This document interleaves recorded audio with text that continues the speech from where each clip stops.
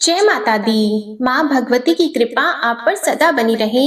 आज सुनिए देवी भागवत पुराण का अध्याय 18। महिषासुर देवी को मंदोदरी की कथा सुनाते हुए आगे कहता है कि मंदोदरी की एक छोटी बहन थी। उस सुंदरी कन्या का नाम इंदुमती था। जब वह सौभाग्यवती कन्या विवाह के योग्य हो गई, तब राजा चंद्रसेन ने उसके लिए स्वयंवर रचा। उस सभा मंडप में देश देशांतर के राजा उपस्थित हुए। इंदुमती ने किसी एक शक्ति संपन्न राजा के गले में हार डाल दिया।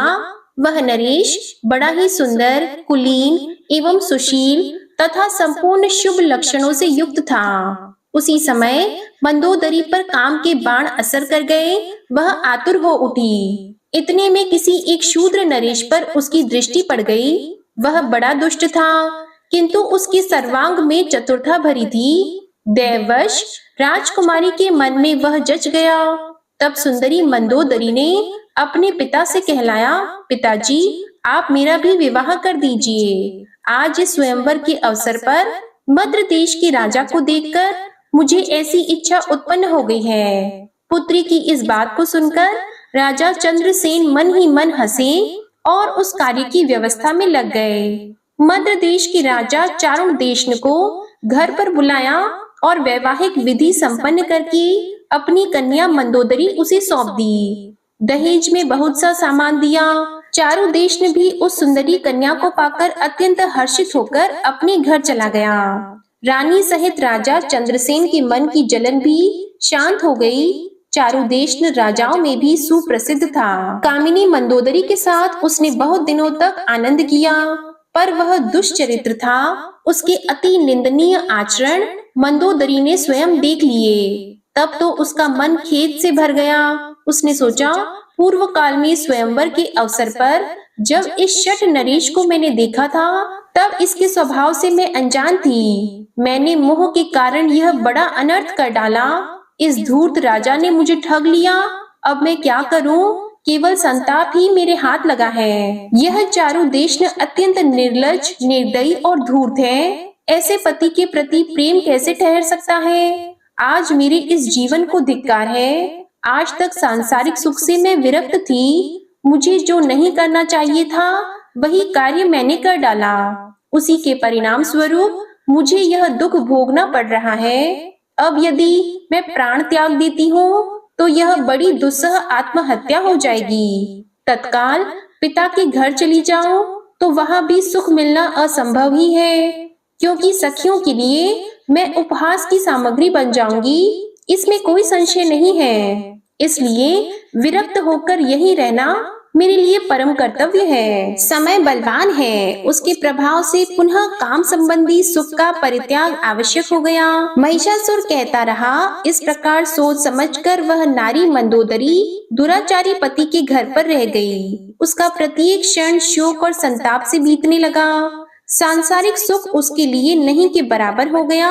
इसलिए कल्याणी, तुम भी इस समय मुझ राजा का अनादर करके फिर कामातुर होकर किसी मूर्ख निंदी पुरुष की सेवा में रहना चाहती हो? तुम मेरी सच्ची बात मान लो। स्त्रियों के लिए यह परम हितकारक है। तुम यदि ऐसा नहीं करती हो, तो तुम्हें अपार शोक का सामना करना पड़ेगा, इसमें कोई संदेह नहीं है। देवी ने कहा, अरे मूर्ख, तू अब पाताल भाग जा अथवा मुझसे युद्ध कर। तुझे मारने के बाद संपूर्ण असुरों का वध करके मैं सुख पूर्वक यहाँ से जाऊंगी। दानव, जब जब संत पुरुषों पर कष्ट पहुँचता है, तब तब उनकी रक्षा करने के लिए मैं देह धारण करके प्रकट होती हूँ। दैत्य, तू निश्चित समझ, मैं अरूपा और अजन्मा हूँ, फिर भी देवताओं की रक्षा करने के लिए रूप और जन्म धारण करना स्वीकार कर लेती हूँ। महिषासुर, मेरी वाणी अमोघ है, तू इस पर ध्यान दे। देवताओं की प्रार्थना करने पर तुझे मारने के लिए ही मैं प्रकट हुई हूँ। तुझे मारने के बाद मैं पुनः अंतर्ध्यान हो जाऊंगी। इसलिए तू युद्ध कर अथवा तुरंत पाताल में, जहाँ असुर निवास करते हैं, चला जा। अब मैं तुझे मार ही डालना चाहती हूँ। मैं यह बिल्कुल सच्ची बात कह रही हूँ। व्यास जी कहते हैं, भगवती जगदम्बा के यों कहने पर महिषासुर हाथ में धनुष लेकर युद्ध करने की इच्छा से युद्ध के मैदान में उपस्थित हो गया। उसने तीक्ष्ण नोक वाले बाणों को कान तक खींचकर तुरंत चलाना आरंभ कर दिया। देवी ने कुपित होकर अपने तीखे बाणों से महिषासुर के बाण काट दिए। इसके बाद भगवती जगदम्बा और महिषासुर में परस्पर अत्यंत भयंकर युद्ध आरंभ हो गया। देवता और दानव दोनों परस्पर विजय के लिए लालायित थे। इतने में ही दुर्धर आ धमका और देवी को लक्ष्य करके तीखे बाण चलाने लगा। उसके वे भयंकर बाण विष में बुझाए गए थे। तब भगवती की क्रोधाग्नि धधक उठी। उन्होंने चमकीले बाणों से दुर्धर पर आघात पहुंचाया, जिससे तुरंत उस दानव के प्राण पखेरु उड़ गए और पर्वत शिखर की भांति वह जमीन पर ढह पड़ा। दुर्धर की मृत्यु देखकर उत्तम अस्त्रों का जानकार त्रिनेत्र आया और उसने 7 बाणों से जगदम्बा पर आघात किया। अभी बाण उन पर आ भी न सके थे कि भगवती जगदम्बा ने अपने तीखे बाणों से उन्हें काट डाला। साथ ही त्रिशूल से त्रिनेत्र की धज्जियां उड़ा दी। त्रिनेत्र इस लोक से चल बसा। यह देखकर तुरंत अंधक आ पहुंचा। उसके पास लोहे की बनी हुई गदा थी। उससे उसने सिंह के मस्तक पर प्रहार किया। अंधक अत्यंत बलवान योद्धा था, किंतु सिंह ने क्रोध में भरकर उसे नखों से चीर डाला और उसका मांस खाने लगा। इतने राक्षस संग्राम में काम आ गए। यह देखकर महिषासुर के आश्चर्य की सीमा नहीं रही। उसने देवी को बाणों का लक्ष्य बनाया और बाणों के अपने शरीर पर आने के पहले ही देवी ने तीखे तीरों से उन सबके टुकड़े टुकड़े कर दिए और गदा से उसकी छाती पर चोट पहुंचाई। देवताओं के लिए कंटक स्वरूप वह दैत्य महानीच था। गदा की चोट लगने से उसे मूर्छा आ गई। फिर पीड़ा सहन करके वह तुरंत युद्ध भूमि में आ पहुंचा। उसने अपनी गदा सिंह के मस्तक पर चला दी। अब तो सिंह को असीम क्रोध आ गया, इसलिए अपने नखों से उस महान दानव को फाड़ डालने में वह तत्पर हो गया। तब महिषासुर भी पुरुष की आकृति त्याग कर सिंह बन गया और उसने देवी के मतवाले सिंह को नखों से चीरने की कोशिश आरंभ कर दी। महिषासुर सिंह बन गया है, यह देखकर देवी क्रोध से तमतमा उठी। अनेकों तीखे तीर देवी के पास थे, जो ऐसे संघातिक थे मानो क्रूर विषधर सांप हो। वे महिषासुर पर उन बाणों की वर्षा करने लगी। तब वह दानव सिंह का वेश त्याग कर हाथी बन गया और फिर मनुष्य बनकर उसने हाथ में पर्वत का शिखर उठा लिया और उसे भगवती चंडिका पर फेंकने लगा। जगदम्बा ने अपने चमकीले बाणों से आते ही पर्वत शिखर को तिल तिल काट दिया और वे ठठाकर हंसने लगी। तब सिंह उछला और पुनः हाथी बने हुए महिषासुर के मस्तक पर विराजमान होकर अपने नखों से उसे फाड़ने लगा। इतने में ही महिषासुर हाथी का रूप त्याग कर अत्यंत बलवान एवं भयंकर शरभ बन गया और कुपित होकर देवी के सिंह को मारने के लिए प्रयास करने लगा। उस दानव को शरभ वेशधारी देखकर देवी क्रोध में भर गई। उन्होंने झट तलवार से उसके मस्तक पर आघात किया। उस दानव ने भी देवी पर चोट की। अब दोनों में अत्यंत भयंकर युद्ध होने लगा। उसने पुनः भैंसे की आकृति धारण कर ली और सींगों से देवी को मारने लगा। उसका वह रूप बड़ा भयानक एवं विकराल था।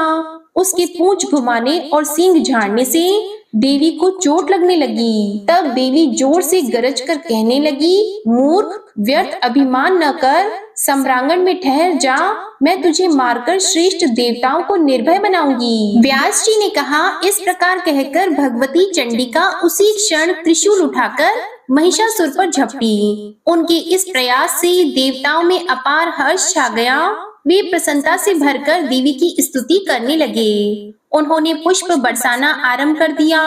उनके मुख से बार बार विजय की घोषणा निकलने लगी। साथ ही दुंदुभियां बज उठी। उस समय ऋषि, गंधर्व, पिशाच, नाग, चारण और किन्नर गण आकाश में ठहरकर युद्ध देख रहे थे। उनके मन में बड़ा आनंद हो रहा था। महिषासुर कपट विद्या का बड़ा अच्छा जानकार था। वह अनेक मायामय शरीर धारण करके युद्ध में भगवती जगदम्बा पर चोट कर रहा था। तब चंडिका ने उस दुरात्मा की छाती पर बलपूर्वक तीखे त्रिशूल से आघात किया। उस समय देवी की आंखें क्रोध से लाल हो उठी थीं। चोट लगने पर महिषासुर भूमि पर गिर पड़ा। एक मुहूर्त तक उसकी चेतना लुप्त सी हो गई, परंतु वह फिर उठ खड़ा हुआ और पैरों से बड़ी तेजी से देवी पर प्रहार करने लगा। पैरों से मारने के बाद बार बार ठहाका मारकर हंसता भी था। उसके मुख से भयंकर गर्जना निकल रही थी, जिसे सुनकर देवताओं के हृदय में आतंक छा जाता था। इसके बाद भगवती जगदम्बा ने 1000 अरों वाला श्रेष्ठ चक्र हाथ में उठा लिया और महिषासुर सामने खड़ा था। देवी बड़े उच्च स्वर से गरजकर उससे कहने लगी, अरे मदान, इस चक्र को देख, तेरे मस्तक को यह धड़ से अलग कर देगा। अभी क्षण मात्र तुझे ठहरना है, फिर तो यमलोक जाने की तैयारी है ही। यूं कहकर भगवती चंडिका ने उस युद्ध स्थली में भयंकर चक्र चला दिया। उस चक्र के लगते ही महिषासुर का मस्तक धड़ से अलग हो गया। उस समय उसके कंठ की नली से इस प्रकार गर्म खून की धारा बहने लगी, मानो गेरू आदि धातुओं से युक्त लाल पानी का झरना बड़े तेजी के साथ पर्वत से गिर रहा हो। मस्तक कट जाने पर महिषासुर का धड़ चक्कर काटकर पृथ्वी पर गिर पड़ा और देवताओं के मुख से सुख बढ़ाने वाली विजय घोषणा आरंभ हो गई। भगवती के वाहन सिंह में भी अप्रतिम बल था। युद्ध भूमि से भागने में व्यस्त जितने दानव थे, उन्हें वह इस प्रकार खाने लगा मानो उसे बड़ी भूख सता रही हो। राजन, क्रूर महिषासुर के मर जाने पर बचे हुए संपूर्ण दानव भय से संत्रस्त हो उठे।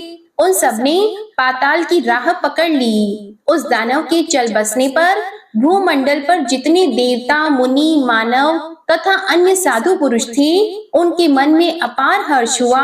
फिर भगवती चंडिका भी युद्ध भूमि से अलग होकर एक पवित्र स्थान में जा विराजी। सुरगण को सुखी करना भगवती का स्वभाव ही है। अतः उन देवी की आराधना करने के लिए वे तुरंत वहां आ पहुंची। व्यास जी कहते हैं, महिषासुर का वध देखकर इंद्र प्रभृति समस्त देवताओं के मन में अपार हर्ष हुआ।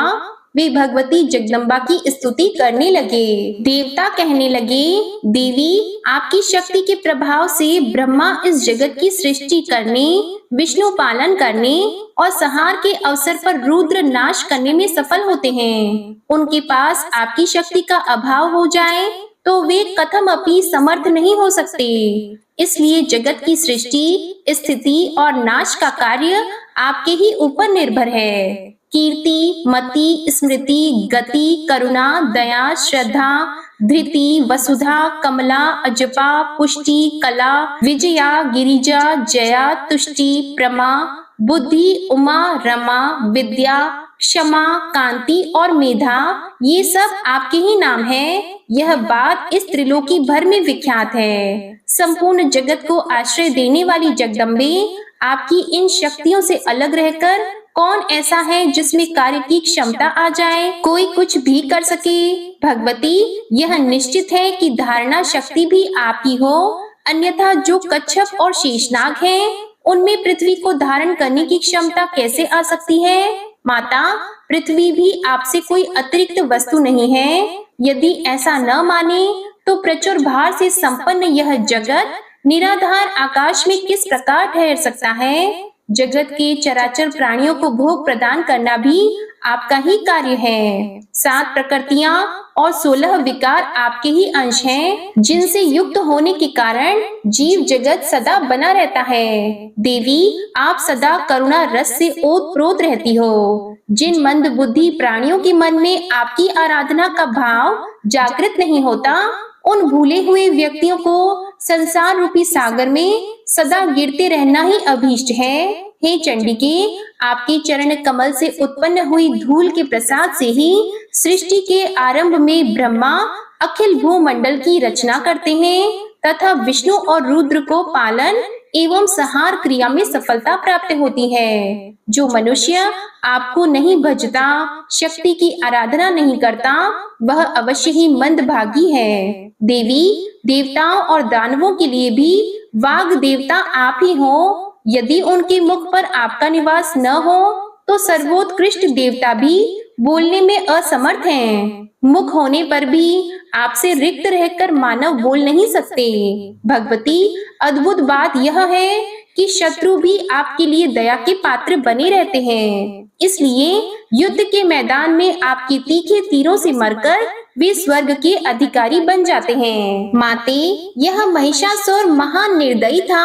आपने इसे मारकर इन देवताओं की रक्षा की है। जननी, हम मंद बुद्धि जन आपकी महिमा कैसे जान सकते हैं? आपकी गति को यथार्थ रूप से जानने में तो वेद भी असमर्थ है। सुप्रसिद्ध प्रभाव वाली अंबिके, आपने जगत में महान कार्य किया, जो इस दुरात्मा शत्रु के प्राण हर लिए। यह संसार का अचिंत्य कंटक था। इस कार्य जगत में अवश्य ही आपकी कीर्ति फैली है। अब कृपा पूर्वक हमारी रक्षा कीजिए। व्यास जी कहते हैं, इस प्रकार देवताओं के स्तुति करने पर देवी ने मधुर स्वर में उनसे कहा, आदरणीय देवताओं, इसके अलावा भी कोई दुस्साध्य कार्य हो तो उसे बताओ। जब जब देवताओं के सामने कोई अत्यंत दुर्घट कार्य उपस्थित हो, तब तब उन्हें मुझे याद करना चाहिए। मैं शीघ्र ही तुम्हारे संकट को दूर कर दूंगी। देवताओं ने कहा, देवी, यह महिषासुर हमारा घोर शत्रु था।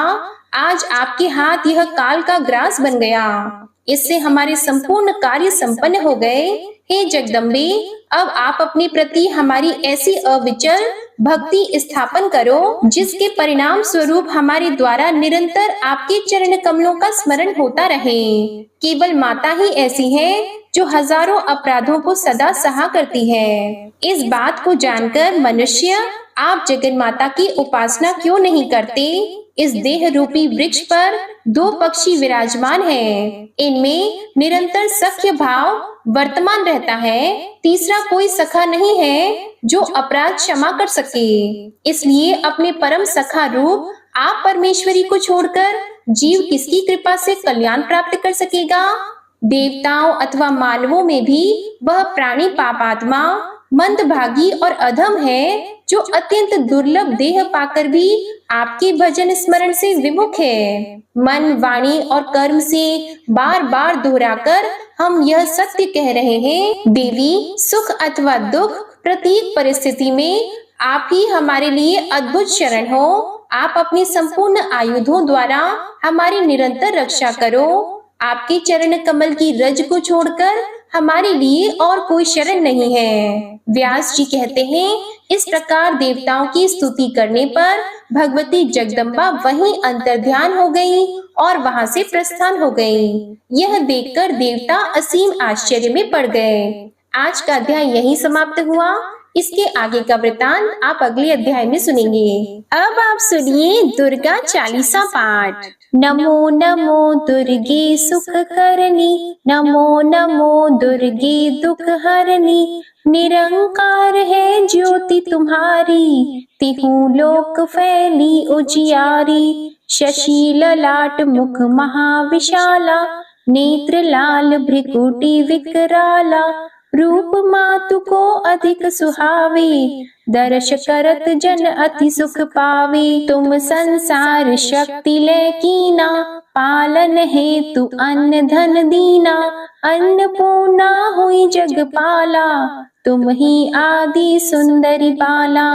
प्रलय काल सब नाशनहारी, तुम गौरी शिव शंकर प्यारी। शिव योगी तुम्हारे गुण गावे, ब्रह्म विष्णु तुम्हें नित ध्यावे। रूप सरस्वती को तुम धारा, दे सुबुद्धि ऋषि मुनिन उबारा। धरयो रूप नरसिंह को अम्बा, परगट पई फाड़ कर खम्बा। रक्षा करी प्रहलाद बचायो, हिरण्याक्ष को स्वर्ग पठायो। लक्ष्मी रूप धरो जग माही, श्री नारायण अंग समाही। क्षीर संधु में करत विलासा, दया सिंधु दीजे मन आसा। हिंगलाज में तुम्ही भवानी, महिमा अमित न जात बखानी। मातंगी अरुधुमावती माता, भुवनेश्वरी बगला सुखदाता। श्री भैरव तारा जगतारिणी, छिन्न भाल भव दुख निवारिणी। के हरि वाहन सोह भवानी, लांगुर वीर चलत अगवानी। कर में खप्पर खड़ग विराजी, जाको देख काल डर भाजी। सोहे अस्त्र और त्रिशूला, जाते उठत शत्रु ही शूला।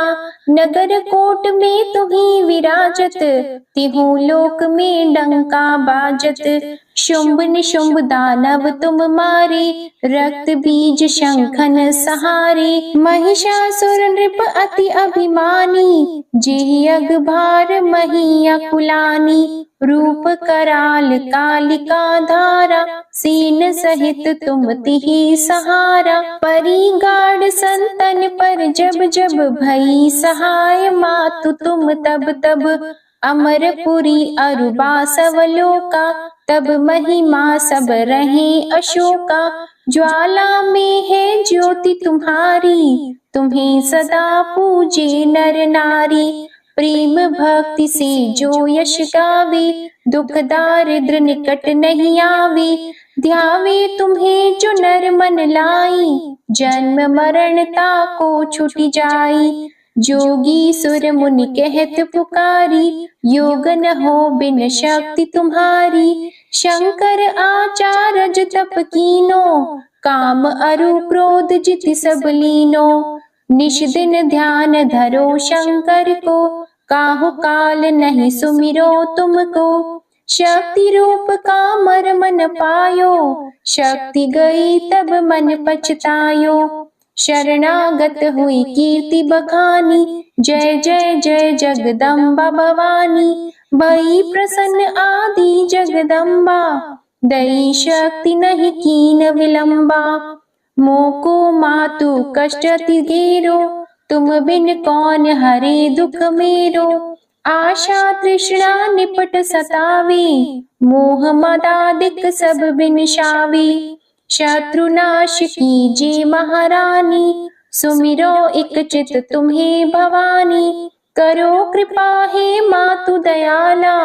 रिद्धि सिद्धि दे करहु निहाला, जब लगी ज्यों दया फल पाऊं। तुम्हरो यश मैं सदा सुनाऊं, दुर्गा चालीसा जो कोई गावे। सब सुख भोग परम पद पावे, देवी दास शरण निज जानी। करहु कृपा जगदम्बा भवानी। श्री दुर्गा चालीसा समाप्त होती है। प्रेम से बोलिए माँ अम्बे की जय। आपको आज की कथा पसंद आए तो वीडियो को लाइक कीजिएगा, शेयर कीजिएगा, कमेंट में माँ भगवती की जय लिखिएगा और चैनल को भी सब्सक्राइब करिएगा।